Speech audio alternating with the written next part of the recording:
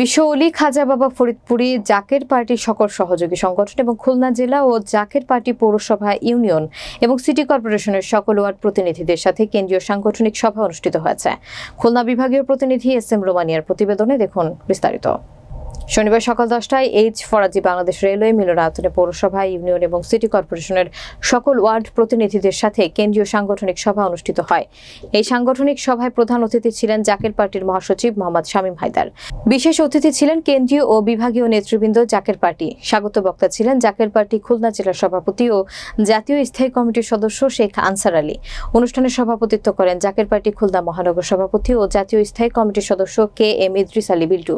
30 বছরের পথ চলায় জাকের পার্টি সবসময় গণতন্ত্রের ভিত মজবুতকরণ, শক্তিশালীকরণ এবং একই সাথে সংসদীয় গণতন্ত্রের প্রাতিষ্ঠানিক ভিত মজবুতকরণে অব্যাহতভাবে কাজ করে চলেছে।